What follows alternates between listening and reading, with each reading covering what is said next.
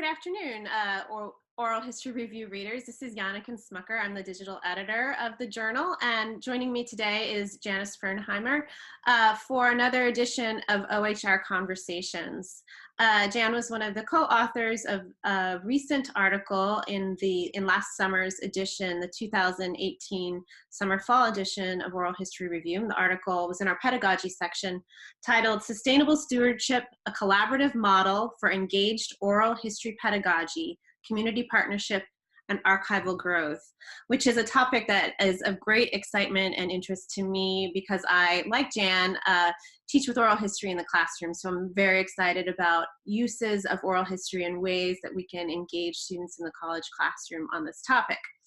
She co-authored the article with Doug Boyd, who is the director of the Louis B. Nunn Center for Oral History at the University of Kentucky Libraries, along with two other University of Kentucky faculty members, Beth Goldstein and Sarah Dorpinghaus, sorry about that. And I'd love to hear a little bit more about this collaboration and sort of the larger role of oral history in the classroom. So I'm going to start off by asking you, Jan, and thank you, by the way, for joining me, to describe how you've used oral history in the college classroom and how this project has grown out of previous endeavors as well. Sure. So my early work with oral history dates back to about 2013, which is actually not that long ago. So I'm kind of new to this emerging world.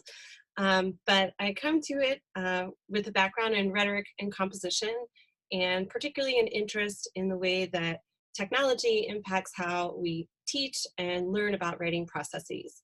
So my first job before I came to UK was at RPI, Rensselaer Polytech Institute. So I got really interested, thanks to my colleagues who were much more well-versed in usability and design and thinking about how different kinds of platforms maybe change the way that we think about our writing.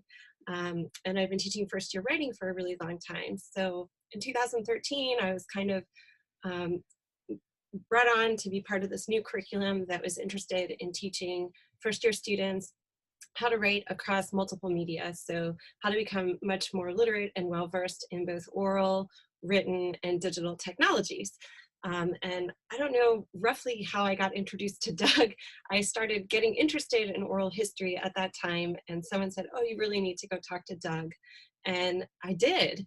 And he told me a little bit about OHMS, which, if you don't know what it is, it's the Oral History Metadata Synchronizer, also known as OHMS, but it's a kind of fancy word for an open source platform that enables people to create digitally searchable indexes that look kind of like a table of contents, but for audiovisual material.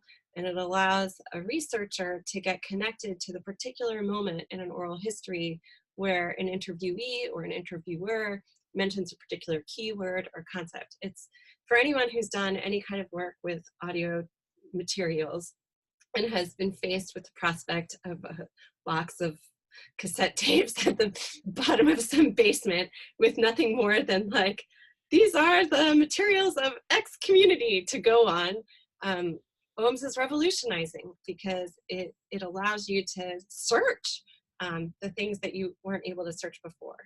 And Doug had just kind of started doing, I hope I'm not misspeaking here, work with OHMS in the classroom. He had kind of imagined it as something that librarians and metadata professionals and oral historians would use to create indexes. And I wanted to put first-year writers and other students in the classroom in the seat of the indexer, creating indexes for extant materials that had already been collected but were not yet really accessible or usable. So that was kind of, I don't want to talk too long. I know when you're listening, it's hard to listen to someone talk for a long time. But that's how I got interested. And so I started off with these two classes, one of first-year writers, honors first-year writers, and one of kind of sophomore writers who were fulfilling a writing requirement for the university. And we started working with some local collections about Lexington, Kentucky, to try and give students a more multifaceted sense of what it means to be a Lexingtonian. And so one was a multi-ethnic collection, one was a series of oral histories that were collected by a local author, Nora Rose Musnick, who wrote a book about Arab and Jewish shopkeepers in Kentucky. And the third was a set of oral histories collected by the Jewish community in roughly the 70s and 80s. And they were community-led oral histories. And so, of course, all these different projects, they kind of varied. There wasn't a standard protocol. The audio quality varied. It was kind of, you know, an exciting teaching adventure. But what we came away from those classes understanding was that indexing was a pretty valuable exercise for students to engage in, for thinking about audience, for thinking about themselves as researchers, and kind of imagining, okay, if I'm a researcher, how might I want to encounter this interview, and how might I help other people in the position of researcher encounter this interview? So that's kind of how I got started. Have I answered your question even? Okay. Absolutely. And then, so, or at least the first part of the question about how the sort of kernel here, and then now this most recent project, which you wrote about, that's been the outgrowth of those initial efforts in the classroom, correct? So what was really exciting about those projects is we could see that students were really interested in indexing, or at least in, and I'm going to use my hands here because they were really on the front seat handling these other people's stories. And they felt a kind of, I'm going to borrow Charlotte Nunez's words, but a kind of non-appropriative ownership over them. Like they really wanted to take care of them and make sure that they were representing them ethically and appropriately. But what we realized is if we kept going at this rate, we'd run out of interviews to index. Obviously, my two little classes weren't going to index all the hundreds of hours the Nunn Center acquires every year, but there were some other things that were happening at the time. I also direct Jewish studies here at the University of Kentucky, and working with my colleague, Dr. Goldstein, and also Sarah Dorpinghouse, we were developing some models for undergraduate research scholars to get involved with undergraduate research. And we were also imagining a project in collaboration with the Jewish Heritage Fund for Excellence, who ended up funding the project initially, to the Jewish Kentucky Oral History Project, which was designed to collect narratives from Jewish Kentuckians across the Commonwealth. And so we wanted this project to highlight the diversity of Jewish voices, the fact that there actually are Jewish Kentuckians, and to give students access both to those narratives, but also to Jewish community members.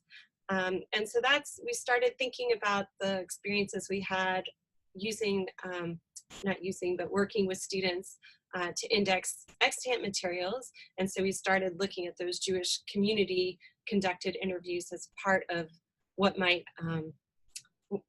we might build upon for this larger Jewish Kentucky project.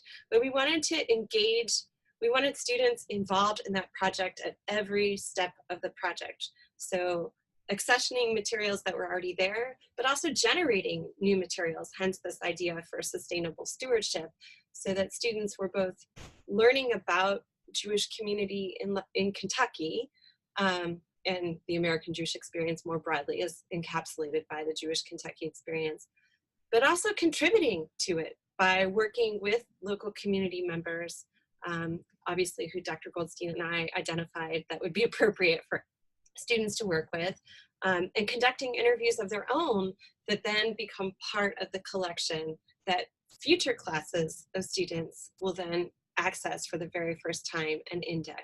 Right. So we created this kind of loop where students would work with the materials that were generated by another class or a set of professionals the first time we did it. Through their work with that indexing experience, they kind of attuned their ears to what it meant to conduct a good interview, what were the kinds of things that could go wrong, or maybe the kinds of follow-up questions that you wish they'd asked that hadn't gotten answered. And that helped prepare them to do a better job of indexing or interviewing on their own when it became time for them to develop protocols in collaboration with Dr. Goldstein and I, with their community member, and then to actually conduct the interview and then put those interviews together in some kind of public story or public history. So with my first year students, they often do audio casts that are kind of like This American Life. And so they would take one of the interviews they listened to that someone else indexed and one of the interviews that they conducted, and maybe they did some additional research, extra materials in the archives or somewhere else, and they'd put them together and tell a story. A well-researched story, but a story that they thought was important. And they'd identify an audience for whom that story was important to be told, so that, you know, we conducted or constructed some real writing experiences for them that had an audience beyond the classroom itself. So that's, I feel like I'm talking so long. Right. That's fantastic. I think that gives a lot of context for how your students were engaging with these materials. I have a follow-up here specifically about the audience, because I'm really interested in this public relationship. You know, that this isn't writing that dreaded term paper that like no one ever looks at again at the end of the semester. So who do you imagine the audience for the project being? So actually, I mean, I make the students think about who they want to talk to. So one group of students, and students often want to talk to other students, and that makes a lot of sense in a lot of cases. The professionally conducted interviews, that the first kind of set that we had done, in fact, we had initially imagined this project as a very small project that would only detail Jewish life at the University of Kentucky, you know, a nice contained project of say 25 interviews to be accomplished over a few months. The funding agency had come back to us and like, oh no, we want something bigger and something that's much more capacious and inclusive of not just Lexington, but also Louisville and all of the rural communities as well. So in the first couple of semesters where we worked with students, one group, you know, focused specifically on those interviews. The interviews we did were from alums of a Jewish fraternity they were members in the 1950s, so many of them are in their 80s and 90s now. But they were also members of a Jewish student organization called Hillel, which exists on many campuses across the country and has a more than 80-year history here at UK. But most students aren't Jewish at UK and may have never heard of it. And so one group of, I think, almost entirely non-Jewish students did a kind of informational audio cast about the history of Hillel at UK aimed at other students. And so that gave them a good way to gauge, okay, what do we need to explain? What can we take for granted? Obviously, if they were aiming that video at, say, I don't know, a much, maybe an East Coast university with a larger population of Jewish students, they might be able to take certain kinds of things for granted that they weren't able to take for granted with the audience they imagined here. Right. So that's like one example. That's very useful to think, and I think so important for students to think beyond, oh, it's for the public, the nebulous public who is sort of undefined. So it's really great to have them focus in a little bit more narrowly on who are you speaking to, who are you writing for, as part of the question as well. I want to loop back around to this idea of sustainable stewardship. So how did this concept emerge from the project? Speak a little bit more about how it's sustainable. I think you hinted at it that it grows on semester over semester, so it's not sort of confined to just one 15-week semester. But how do you envision this as a sustainable project? Well, there are, I would say, like 3 different prongs on which we imagine this as sustainable. And the key partnerships and collaborations that the project brings together are institutions and organizations that imagine themselves in continued collaboration. I think that part is really important. So of course, my work with the Nunn Center, which predates the sustainable stewardship model, but really helped lay some of that wonderful working groundwork. So here you've got, at a basic interdisciplinary level at the university, a faculty member from Jewish Studies and Rhetoric and Composition, the director of the Nunn Center, so we've got some interdisciplinarity there. But that also connects the library and primary sources of oral history in the classroom almost immediately in the work that we were doing, having students working with OHMs. Once we started working with my colleague, Dr. Goldstein, and also the Jewish Heritage Fund for Excellence, all of a sudden we have this community component, which is kind of loose and amorphous. For the purposes of the sustainable component at UK, it's mostly the Lexington Jewish community, but who exactly is that? There's a community of about 2,000 to 3,000 Jewish individuals who live here. There are two major synagogues, each with 100 years of history. Some people belong at both, some people belong at one or the other, some at neither, some are involved in non-religious organizations like Hadassah or the Jewish Federation of the Bluegrass. So we use Jewish community to kind of loosely encompass all of that. And so we've got the classroom, the archive, and the community. And those are the three prongs of the partnerships that we see. And of course, Beth and I, Dr. Goldstein and I, are kind of uniquely situated in that we're both faculty members here at UK, but we're also active members and participants in the Jewish community itself here locally. Beth with many more years in Lexington than me. And so that helped to forge that connection, both opening up the university when our students are interviewing community members. It might be the first time a community member has come on campus, either since they were an undergrad here or ever. And it also opens up this community, this minority community that students, especially coming from all across the Commonwealth of Kentucky, may not have ever had the opportunity to meet a Jewish person personally, or to learn about practices or beliefs or community. And so that opens up that community, that gateway, both community to classroom, classroom to community. Last spring, we actually had community members join us in the library archives because this opened up another layer of library community partnership. Once we began to build some credibility with the community with the project we were doing, Sarah Dorpinghaus, Director of Digital Services at the library, was able to really move forward on some collecting initiatives, building the Jewish Kentucky collections here at the University of Kentucky Special Collections Resource Library. And so now, you know, when we started the project, there weren't a whole lot of material. There were materials, but not from the local organizations. Now the Temple Adith Israel Synagogue, the Ohavei Zion Synagogue, one is Reform, one is Conservative, the Jewish Federation of the Bluegrass, all of them have partnered with University of Kentucky libraries to archive and preserve their materials. And that then filters back into the classroom. Students, while they're working on their indexes, looking for something to create a useful and contextual hyperlink, they'll go to the archival materials, digitize something, upload it to our beta Omeka site, and then link to it from the index. So now we've got this really rich index that's not just, oh, this person was president of the Federation, oh, this person was president of the Federation, and look, here's this column they wrote for the community paper while they were president of Federation, while you're experiencing that in the index itself.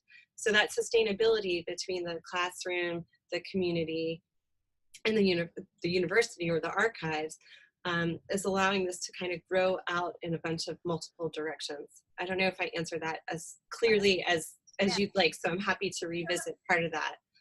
No, absolutely. And it brings up the question that sometimes, I think particularly this is true in the humanities, where we are both professors, that we don't necessarily always have great avenues for collaboration. What has that brought to your own work, this idea of having partners, both community partners and also interdisciplinary across the university campus? How has that impacted your work? It's a tremendous richness. I get so energized by my work with my collaborators on this project, but also our undergraduate collaborators, because I teach first year writing and many of the students work on this project through a first year writing model. I get to work with undergraduates from across the disciplines. So 2 students who started out in first year writing, one was a Paducah native, and she got really interested in the lost Jewish history of Paducah.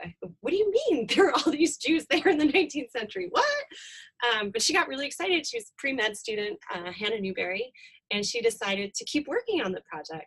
And so she ended up taking an independent study with me and doing research and conducting her own interviews in her native Paducah, some with her own family who had lived memories and experience of the Jewish community, and some with actual Jewish community members who are still there and practicing.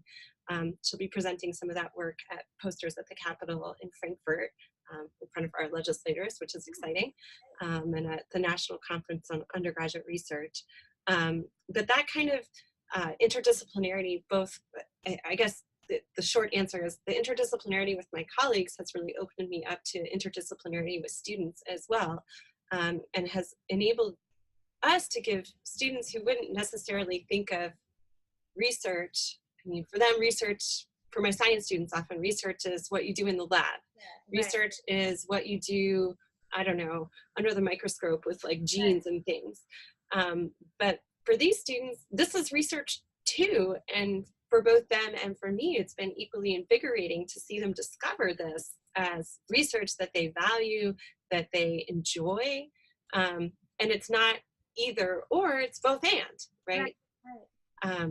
The other student is another pre-med student who did work on Jewish hospital in Louisville. So she took her interest in science, but she was really interested in how Jewish values impacted these, where did these idea of Jewish hospitals come from, and what was the exigence for the development of these hospitals, and why does it still exist in Louisville, even though it's changed ownership all these times. So she did another independent study, started doing interviews with people involved with Jewish hospital and connecting it back to her own interests in science and medical innovation and research.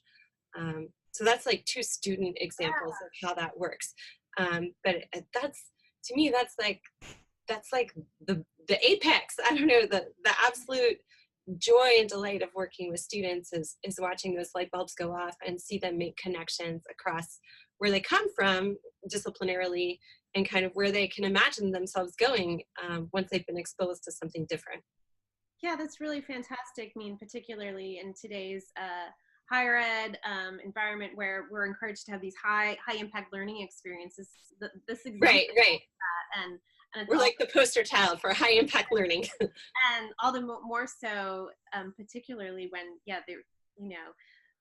there's so much emphasis on STEM and the sciences as where a lot of this innovation takes place. But look here, you're taking pre-med students and exposing them to this whole richness that is so complementary in many ways to what they're already doing. That's really fantastic.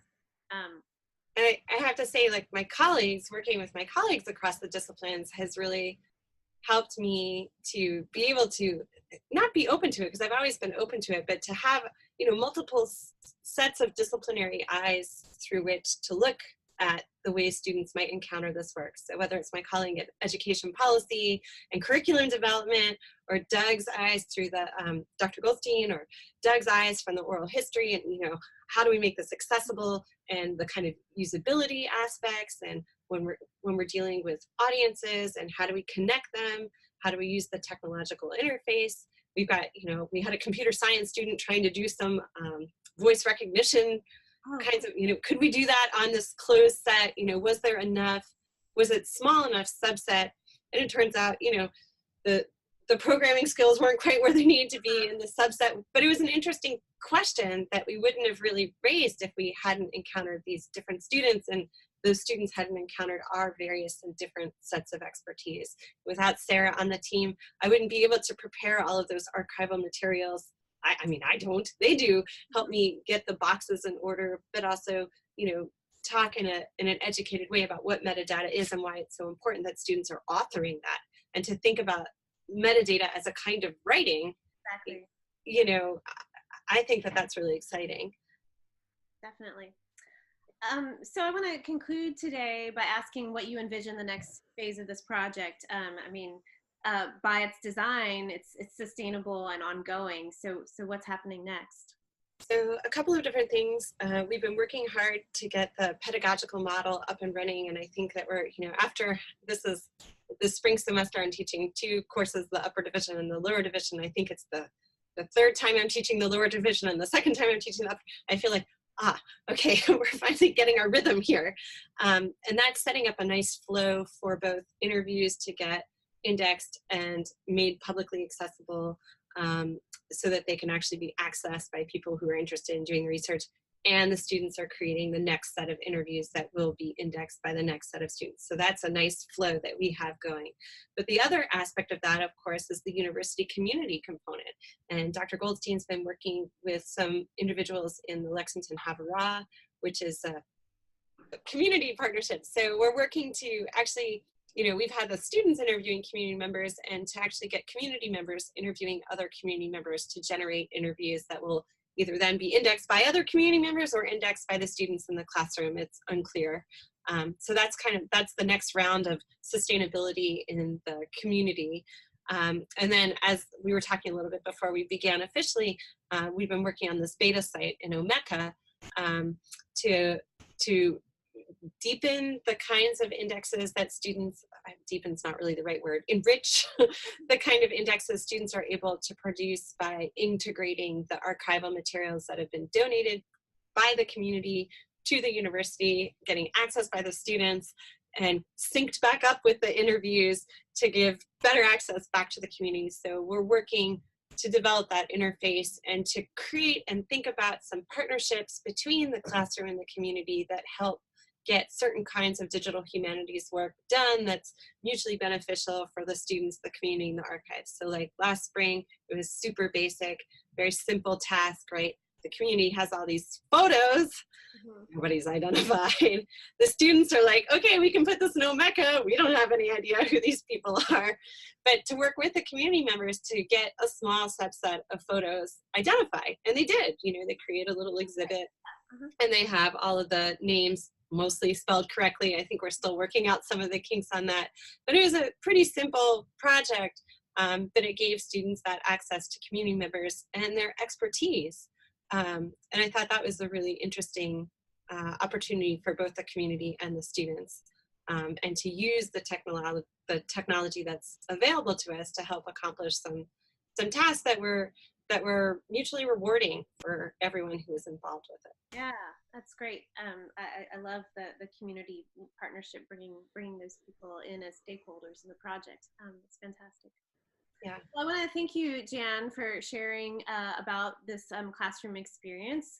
Again, the article that Jan co-wrote for the Oral History Review is Sustainable Stewardship, a Collaborative Model for Engaged Oral History Pedagogy, Community Partnership, and Archival Growth. And I highly recommend this article to anyone who's interested in teaching with oral history in the classroom. It really, it gets into some of the important step-by-step aspects. There's a little bit of, how-to in there, but more importantly, it really helps us understand why it's worth doing projects like this, that of course take more time and more labor for instructors and for archival partners, but why the payoff is so huge. And it's really apparent from reading the article what that big payoff is.